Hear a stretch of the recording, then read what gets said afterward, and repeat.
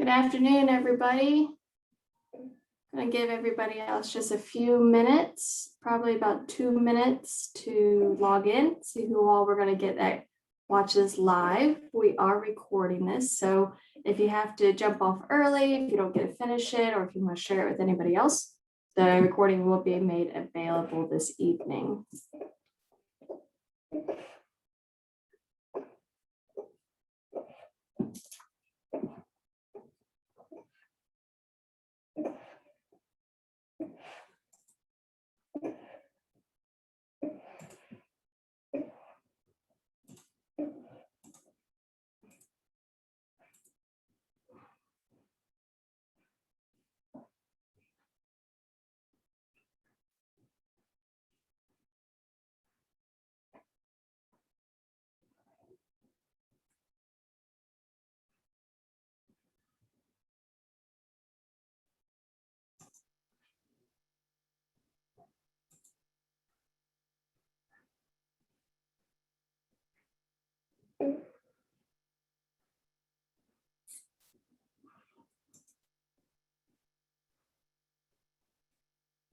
All right, just one more minute, but while we wait, I would love to hear where everyone is coming from. I see a lot of familiar names, but I also see some names I'm not as familiar with. So if you feel comfortable and you can and want to, unmute yourself, undo your video, and introduce yourself and where you're coming from. And that'll give us just a couple extra minutes while everyone else continues to log in.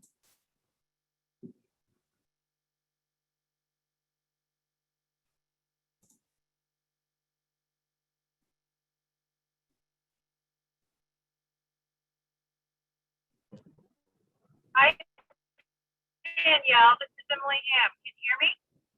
I can hear you. Very good. Forgive me. I'm riding. I'm a passenger in a car, but wanted to say hello and thank you for hosting this webinar today. My mom, Katie Ham, is also listening in. We're excited to learn a little bit more. And we have her parents' family farm in Coffee County that goes way, way back into the Turpentine Farm.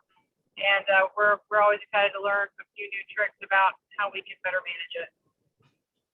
Awesome. So glad to have you. And I see in the chat box, Miss Jessica Alba said my work computer doesn't work, but she's joining us from Westchester County in New York. So that's awesome.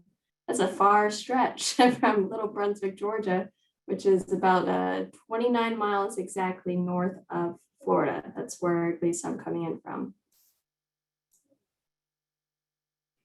All right, well, we still have a few folks trickling in, so I'll admit them as they trickle in.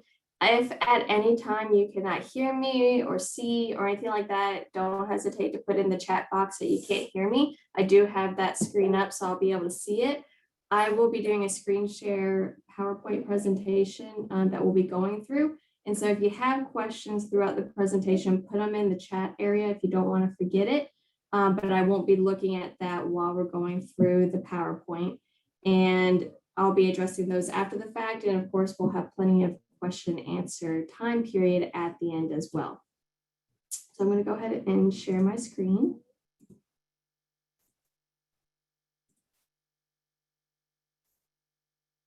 All right, hopefully all of y'all can see that.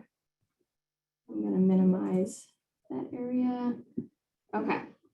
So welcome to the Land Objectives and Goals webinar. I'm so glad that y'all are spending the afternoon with me here, and we have an hour's time frame kind of allotted to this. I imagine it'll be probably about 20-30 minutes of me, and then I want to provide ample amount of time for y'all to kind of tune in on your ideas, your opinions, any questions you might have, and then I'll answer them to the best of my ability, but also opening up the floor so y'all can answer each other's questions as well, because that is half the point of what Land and Ladies is building a community of women landowners for y'all to connect with and interact with.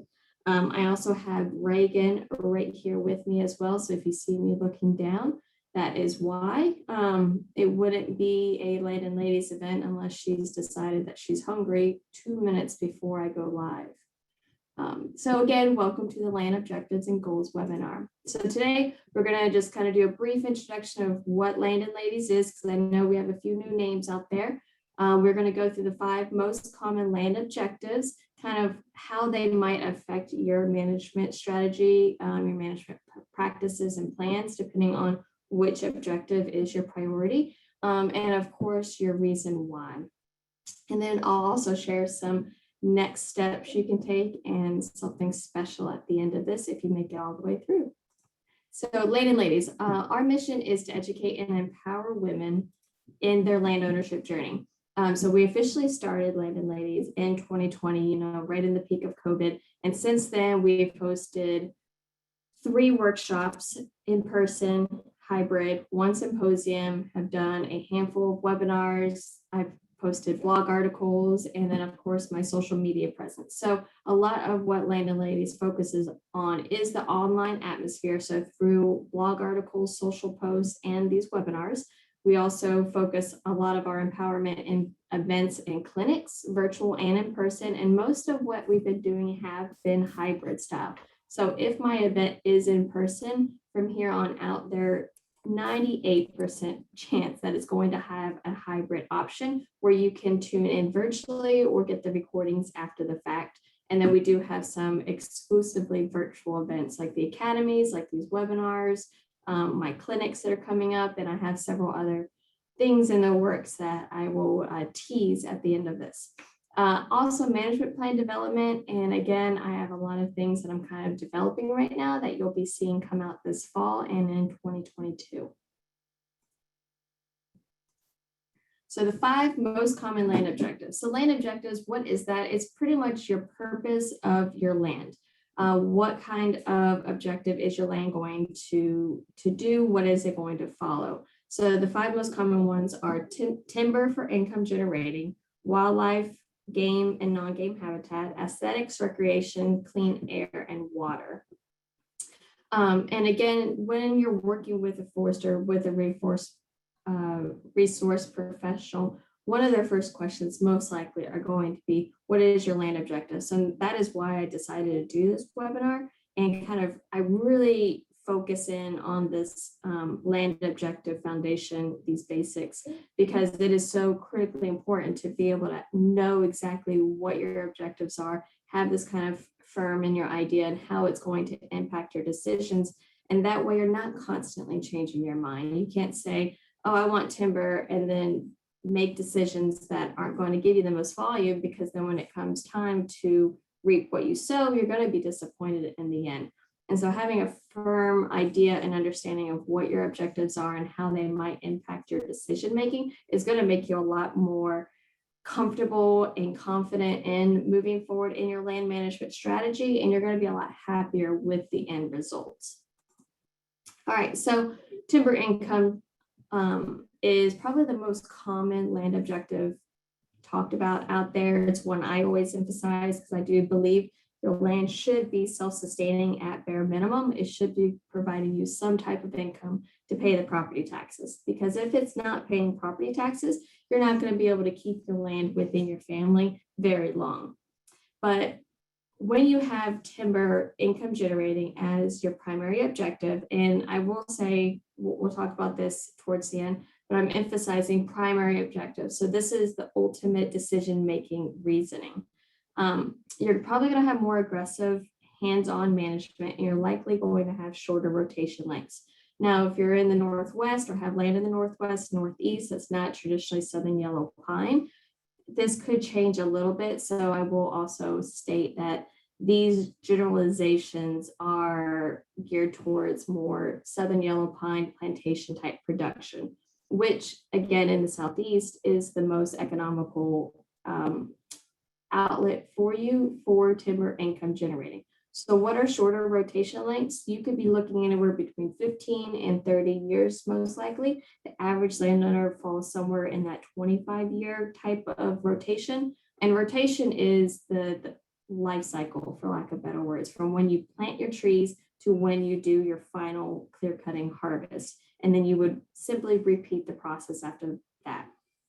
So rotation lengths can last anywhere, through your entire lifespan. But when you have timber income, depending on what your markets are going to kind of depend and set your rotation length. So down here in Brunswick, Georgia, we're in pulp market world. So it's not uncommon to see rotation lengths as early as 15 years. So every 15 years, you're just kind of clear cutting your property and then replanting your probably loblolly trees, so the fastest growing trees.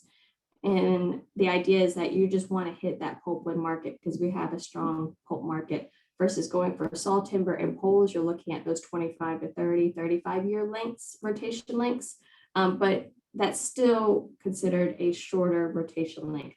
You're going to be doing more aggressive site prep. So you want to make sure you do the top of the line site prep. You're probably getting moderate seedling genetics. So you are putting an investment up front into your timber volume, your income producing trees.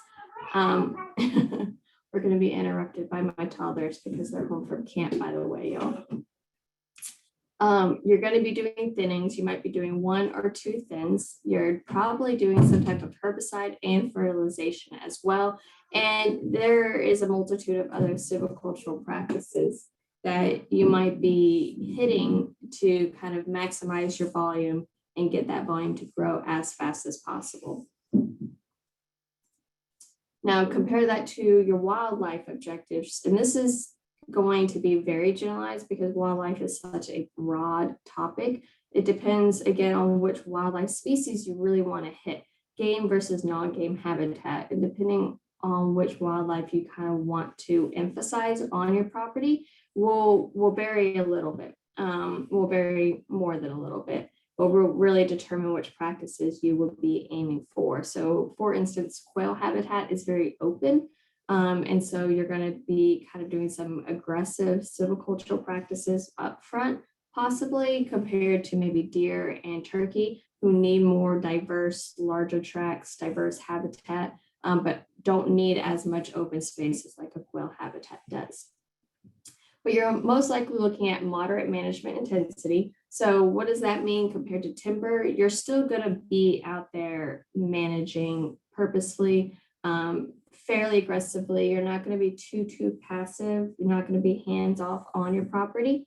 And that means you're still going to do some site prep, but it's probably going to be a lighter dose of site prep compared to your timber income. And lighter site prep means you might not doing the herbicide, because when you're focused on wildlife as your main objective, you have a lot of focus on the understory species. So grasses, your forbs, your herbaceous plants that would be growing alongside your pines and your hardwood areas.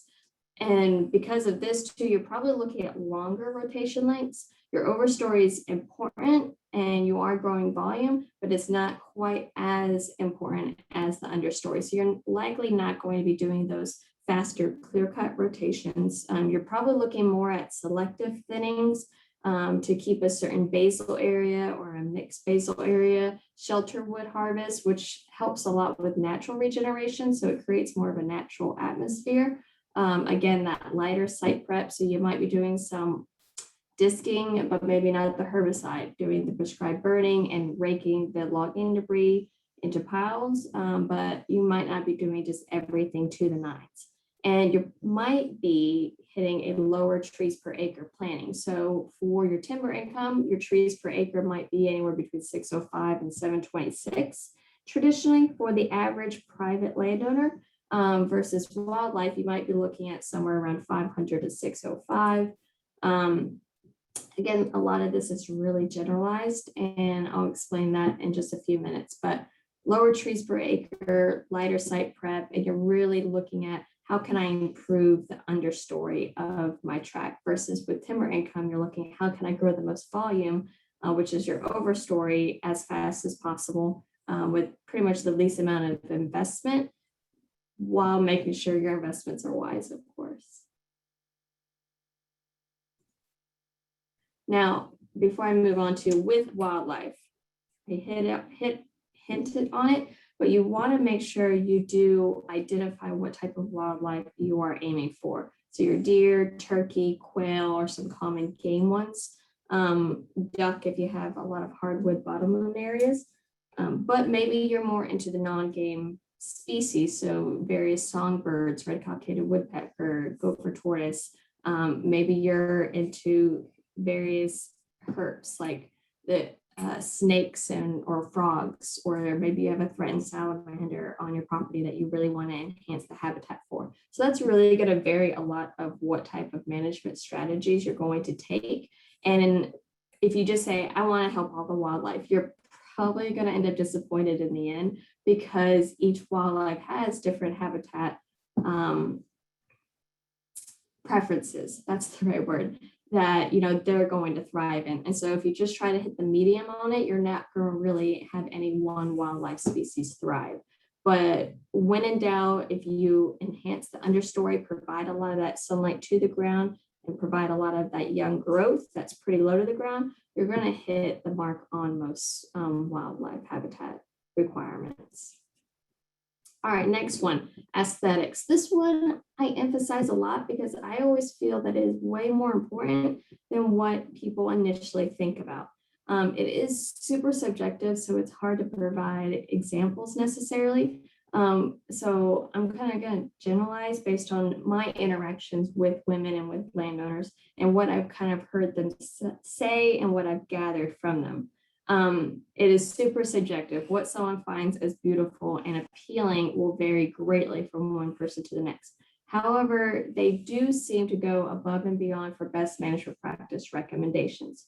So if you don't know, best management practices are guidelines that foresters follow based on what the state has put out there to make sure we're kind of doing the best we can for the land, but really maintaining clean water is where a lot of these practices are emphasized to help control erosion, minimize any type of pollutants that might be going in the water and streamways, to keep the waters as clean as possible and allow forests to really do what they're meant to do by filtering.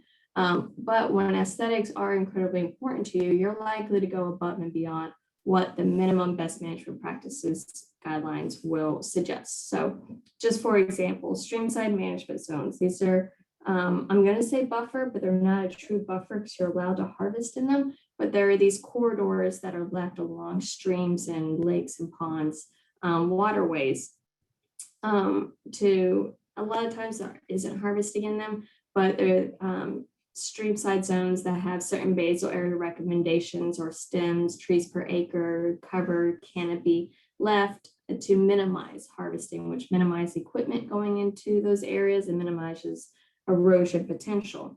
So say a SMZ, streamside management zone recommendation is for 40 feet for your particular type of stream. You might leave 80 feet because to you that is more appealing. You like to fish down that stream, you like to walk down it and go fishing. Maybe you don't, it's not big enough for a boat, but you just like to fish it naturally. You're likely to probably leave a larger corridor because to you that is more appealing. You want that cover canopy near that stream side zone. You're also probably more likely to leave buffers, and I'm using the word buffer very loosely because they may not be true buffers, because a true buffer means you do absolutely nothing within a particular area.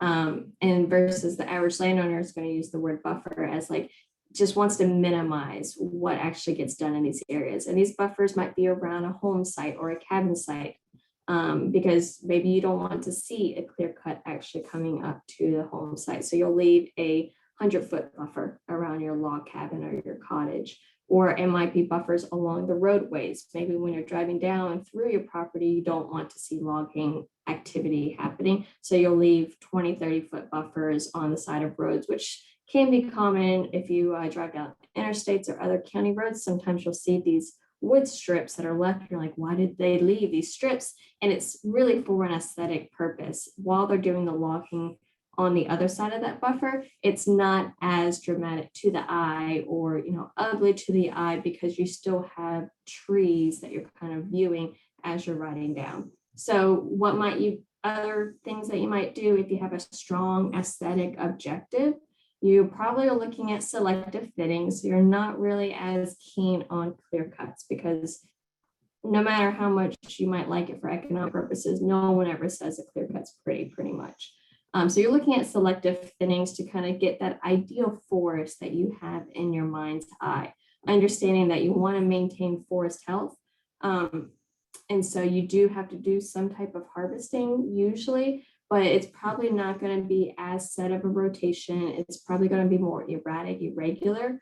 And again, you're trying to get to whatever picture you might have in your mind's eye of what you view as beautiful. And it is important to make sure you do express this if you have a strong aesthetic. I've had 2 landowners that I had moderate aesthetic objectives.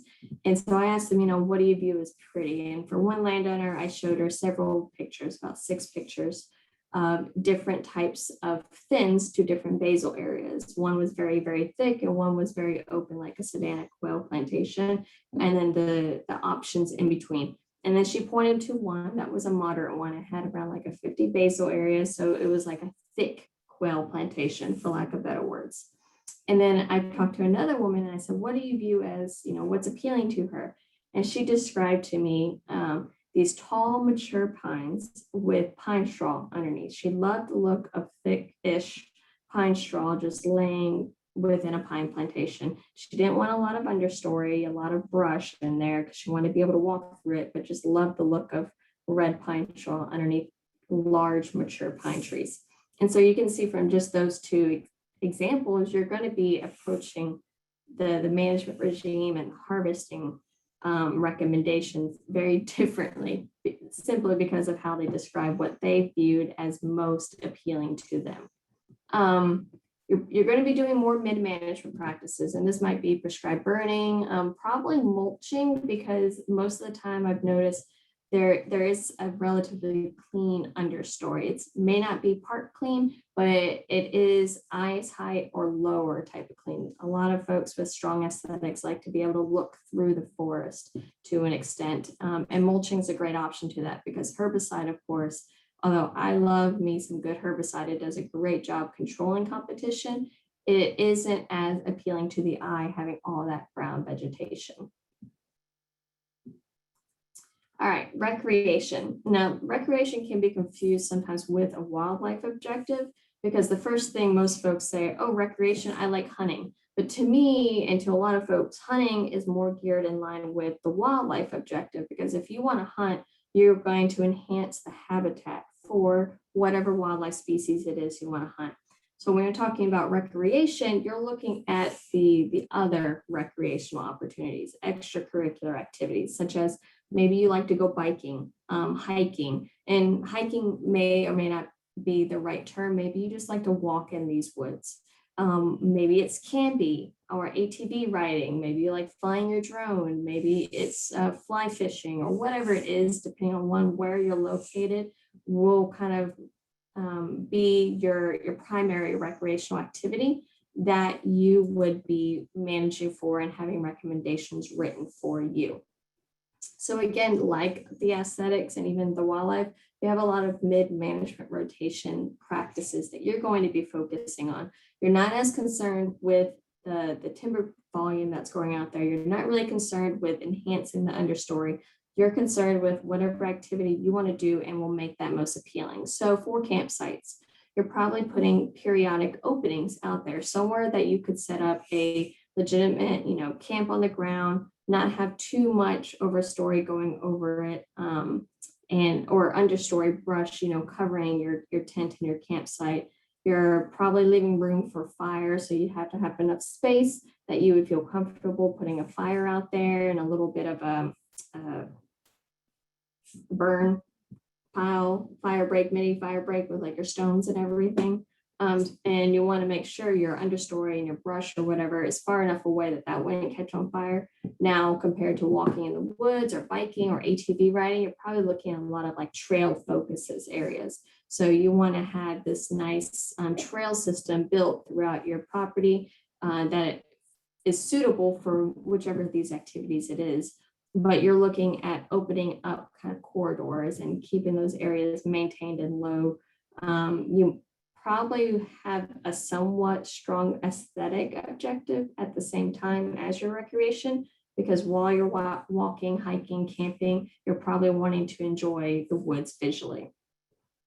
So again, I kind of already hit on this, but examples of what you might be doing if you have a strong recreation objective is you'll be focused on opening up areas for open sites that you can utilize, corridors, trails. You're probably doing some prescribed burning more often and mulching more often to help maintain a lower understory for you to be able to maneuver through.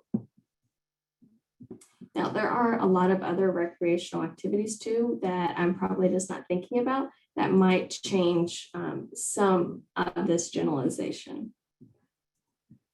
Now, the last one is clean air and water. Now, everyone says, yeah, I want to do clean air and water, but I feel that it's always not as emphasized on what does this mean for making your management recommendations if this is your primary. And most of the time, I not met very many people that this was their primary objective. But if it is, you're likely focused on best management practices. So you want to do the bare minimum of whatever the guidelines say, plus more. So again, with the streamside management zones, for example, since we had that as an example earlier, if the minimum guideline said 40 feet, you might be doing 80, 100 feet. Excuse me. To kind of really make sure that you have plenty of filtration going on next to your streams, if you're even doing a clear cut. You're probably looking at some easements options. So whether that's the carbon markets or a true conservation easement, which restricts the options of what can be done on your property, pretty much either 30, 60, 99 years, or a lot of times, a lot of easement companies focus more on the forever type of easements. So you might be probably emphasizing some type of easement to be placed on your property to make sure the forest always stays forest in some form or fashion. You're looking at longer rotations most likely, but at the same time, I mean, this is going to change a little bit, and this is just my opinion. You're probably looking at longer rotations, but I would imagine you'd be looking at more clear-cut longer rotations. So instead of doing these periodic thinnings that we talked about with your recreation, your aesthetic, and your wildlife objective, that really helps with the understory. This is just my personal opinion. To maximize your clean air and water, I would be looking at clear cuts, but not as often. And that's simply to minimize the heavy equipment that would be going out on your property as often. Potentially causing erosion problems or other pollutant type problems that you're likely very concerned about if you have a primary clean air and water objective. Now, this isn't a no management approach. So I know some folks are just leave the forest be forest and then they'll clean the air and you'll have cleaner water. And that's really not how it works out in reality, because if you don't do any type of management and you have that type of philosophy of leave the forest, let them be and do what they do, you're probably going to, at some point, whether it's in like 5 weeks, 5 years, or 50 years, at some point, you're going to have forest health and wildfire risk problems and issues, which is going to completely negate the primary objective of what you have. Now, forest health issues, what could that mean? It might be southern pine beetle that just completely sweeps through and takes out all of your pines, and then they all die and cause a major wildfire risk. It could be complete overgrowth. And then again, with that stunting of trees that naturally fall and die, you're having more debris built up. And just think of the California fires, the major Oregon fires, and how devastating those wildfires can be when there is so much volume and overgrowth and stunted growth out there. You're getting more dramatic and devastating wildfires, which again negates your clean air and your clean water, because it's putting all those pollutants up when they are burning into the air, and you're going to have a lot more erosion issues with the waterways that are next to that. So having some type of management and maintaining a good forest health ecosystem will naturally minimize your wildfire. I'm not saying you're never going to get a fire on your property. You will, because lightning happens. However, it won't be as devastating. Your forest will be able to respond and rebound a lot quicker, and it's not going to put as much pollutants up into the air. So black smoke is always bad. Light gray and white usually means it's not as many pollutants in the air.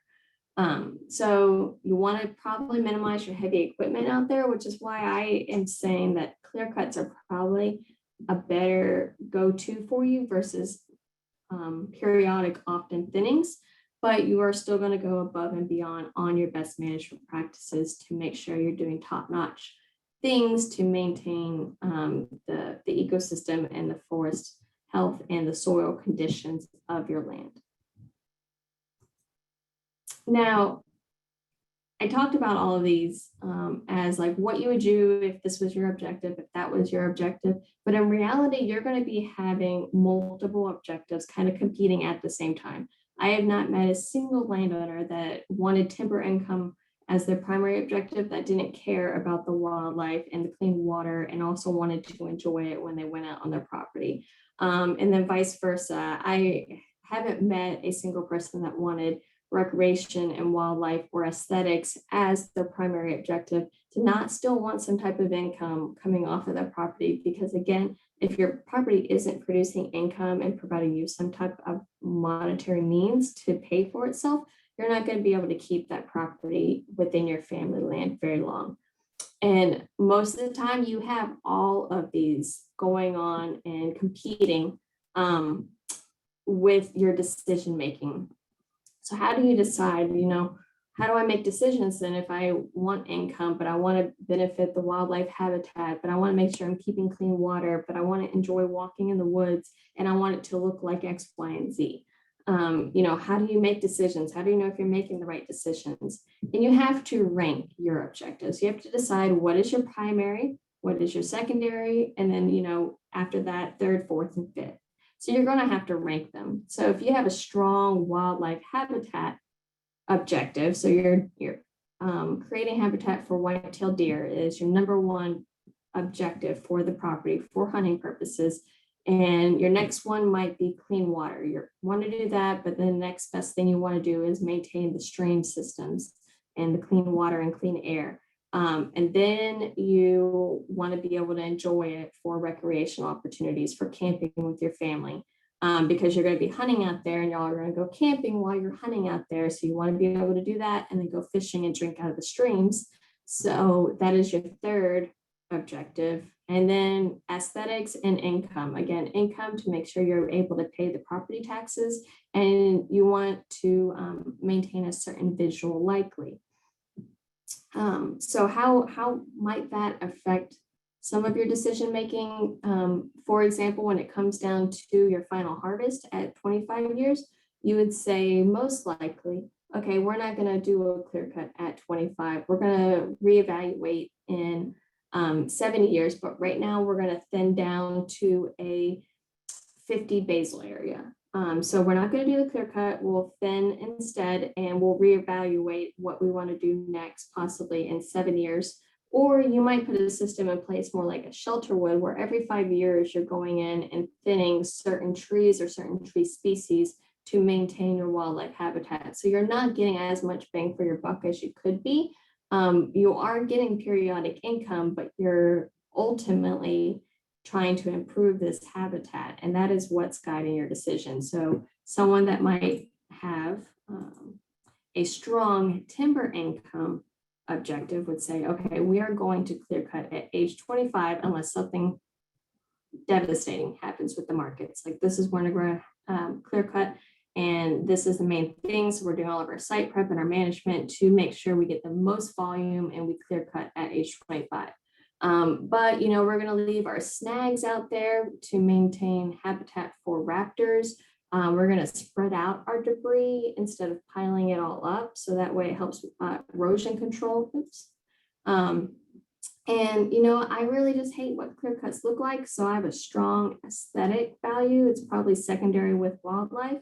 So although we're still going to clear cut because I want to get this biggest bang for my buck for my local market, we are going to chip afterwards. So I'm not going to leave large piles. I'm going to get a chipping crew in, and I'm going to chip a lot of that log debris and then spread the rest out to maintain erosion, because you still are following best management practices and you still care about keeping waters clean. But if you don't have any stream systems on your property, it's probably going to be lower on your objective list. And then other wildlife habitat type things you might be doing, you're still going to clear cut, but maybe when you replant, you leave certain openings for food plots for the future. Or you're thinning at age 14, because that's what you got to do to maximize saw timber production by age 24. But you take your thinning rows and now you're going to be creating food plots within those takeout rows and planting sorghum and other type of cover crops to benefit your deer, your turkey, or whatever else. And so that is kind of how your objectives all are working together. But ultimately, whatever you pick as your main primary objective is going to be the deciding factor. So if you have two decisions, am I going to do A or B? Your primary objective is going to help you make that decision. So I also said this is going to, we're going to talk about your reason why. So if you went through my academy, and I noticed a few names on here, we talked about this, I believe, in the very first chapter. You need to have a strong why statement of why you own your property. Oops, I forgot a little equal sign. But your whys are not your objectives. Your objectives support your why statement. Now, what does that mean? Like, you're like, okay, well, they're the same thing. I want timber income. I want wildlife habitat. That's my why. That's why we have this land. But that's not your why. That's your objective. Your why statement would be, I own this land. I bought this land because I want to supplement my retirement income. I want to support college funding. I have some other financial reasoning. That's why we bought this land, for those reasons. Your objective for that would be timber for income. If the reason why you bought land, you have land, you're managing your land, is to provide college funding for your grandchildren, your number one objective should be timber for income. Now compare that to, we own this land for family hunting of white-tailed deer and our holiday vacations. Then timber income is not going to be your primary objective. It's probably going to be secondary or the third one. Your primary objective is going to be wildlife habitat and possibly recreation. They might be co-primaries, or wildlife habitat number one, recreation number two. So again, let me emphasize, your reasoning why is kind of your emotional statement, your emotional reasoning of what you have your land for, the long-term vision that you're trying to do, what keeps you motivated moving on, family reasons, economic reasons, personal reasons. Maybe it's to escape the city life and the suburban, chaos, and just relax in nature. You might have a strong aesthetic reasoning and a strong aesthetic objective. So you need to understand what your reasoning why you even own your property, and then find the objective and pick the objective that best supports that reasoning why. And then the management recommendations that are provided to you or that you're looking at and considering are going to help emphasize those statements. And in the end, when you're going through this process, you're going to just feel so much more comfortable and confident with what you're doing on your property, and you're going to be so much happier with the end results. Versus if you are constantly changing your mind, like, okay, I want to do it for timber income, but I want to do wildlife, but I want to do aesthetics, and you're flip-flopping your purpose because you don't have a strong why reasoning and a strong objective, and you're just going with any management recommendation handed to you on any given Tuesday, and so you're changing it every other year. 10 years down the line, you're gonna be like, this isn't what I want my forest to look like, and you're just going to be very discouraged and disgruntled with what's been happening and not reaching the goals you had in your mind's eye the entire time, but weren't voicing correctly. So what's next? I do have a objectives and goals clinic. So if you're still kind of not really sure, what are my objectives? How can I really firm in on what my objectives and goals should be for my property? I am hosting a clinic, a half-day clinic on August 7th from 9 to 12. So y'all are the first ones to hear about this clinic. I haven't announced it yet. I will be posting it starting tomorrow. It'll be $24 for the half day. And we're going to briefly go over this, but we're going to dive down into a lot more of how it's going to affect your management decisions, go through some activities to help you kind of figure out for yourself, what is your primary objective? What is your secondary? Rank these options for you. And so that way you'll just feel so much more comfortable and confident moving forward, because now you know what your objectives are. You feel very confident in that and you have them ranked. And so that's going to help you, one, when you're looking for cost share opportunities, understanding different cost shares are going to support different objectives, you are going to be able to communicate with those resource professionals what you're wanting to go, and they can guide you a lot better on opportunities and financial assistance programs. And that supports the Land Ownership Clinic, which y'all probably seen advertised. That's a 3-week clinic that goes through understanding what you own, understanding what you owe, and how to plan. And then in that, we talk about just the basic foundations of really knowing what it is you actually own or wanting to own, and then what you owe. So what are the financial opportunities and responsibilities that comes with land ownership, and then how to plan. What types of plans should you be having, and then where you can get them and how you can leverage yourself to have the best plans to help you meet your goals in the most effective and efficient way.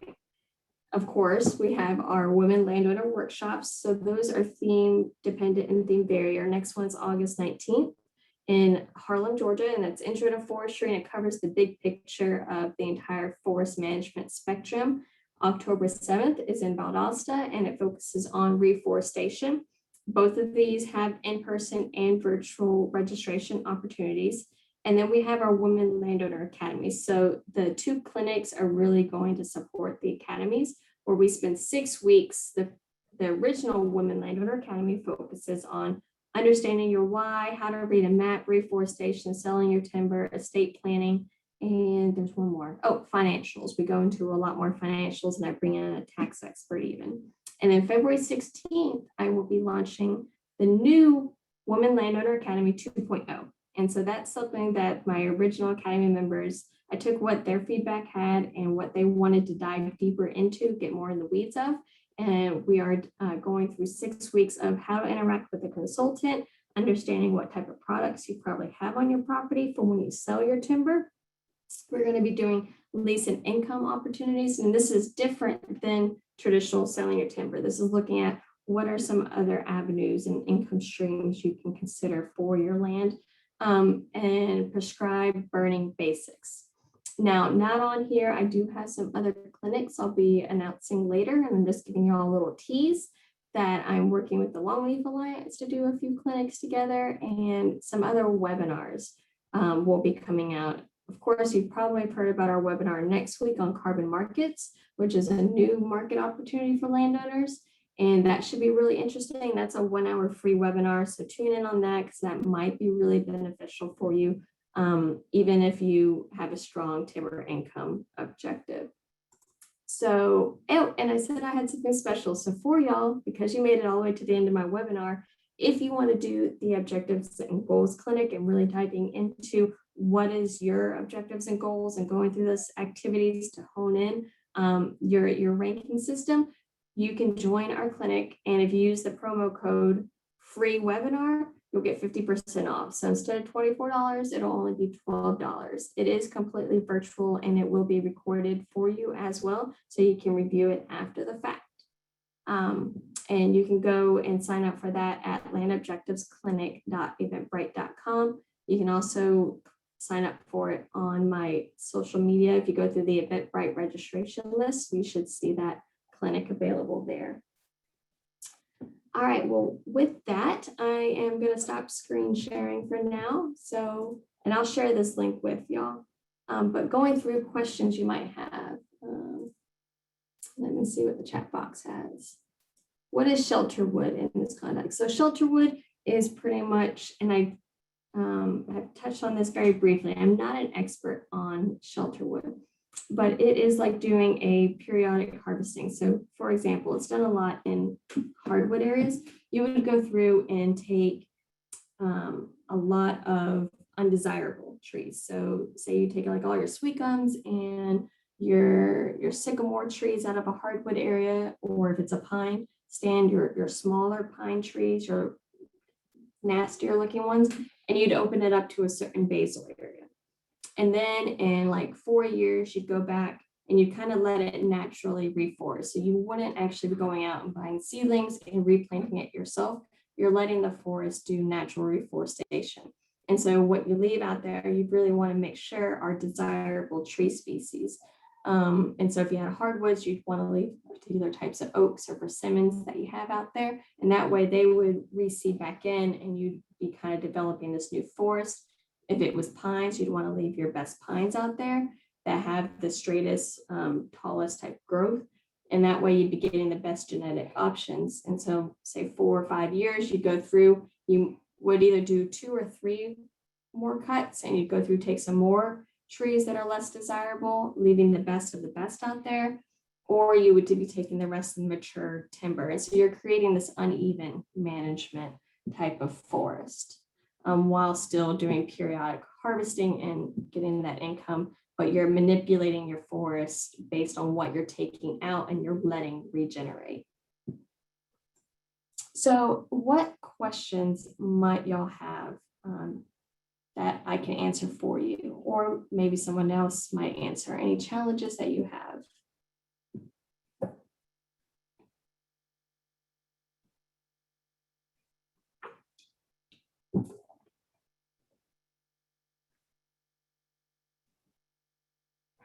And you can either type it in the chat box or you can unmute and video. And while we wait for that, to see if y'all have anything else, this is little Reagan. You saw her at the symposium. She was much smaller. She's gotten quite big now. She's quite cranky.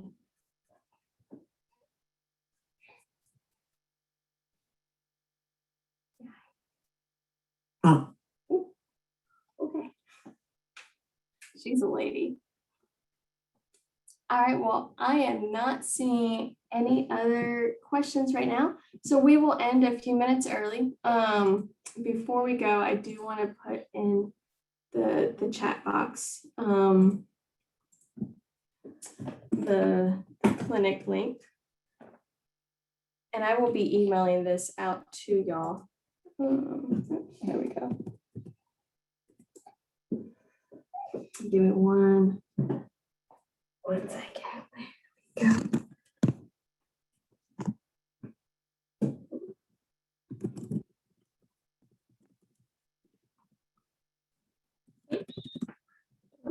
we go. Right.com. So this link will take you to all the events we have published right now. And then if you use, again, the promo code free webinar, you'll get 50% off the Objectives and Land Goals Clinic. This promo code won't work for anything else, but it will work for that. And this is the last day for our Christmas in July special. So if you purchase in-person tickets for our Women Landowner workshops, you will receive a complimentary virtual registration as well. And there's no promo for that. You just buy your in-person ticket and I'll email you the extra virtual registration. And then we also have 15% off the academies as well right now. So the original Academy and Academy 2.0, if you use the promo code Christmas July, I believe it is. If not, you can find it on my social media. And if you subscribe, you should have it in your email as well. And those promo codes end today at midnight. So today's the last day to be able to do that. All right, well, I want to thank y'all so much for taking the time with me this afternoon. Hopefully this was helpful and enlightening on choosing your objectives, on maybe helping you reevaluate what your objectives are and making your management decisions and recommendations moving forward. And if you ever have any questions, you can always find me on Landed Ladies website, Facebook, and Instagram, and of course, landedladies@gmail.com. And I hope y'all have a great afternoon.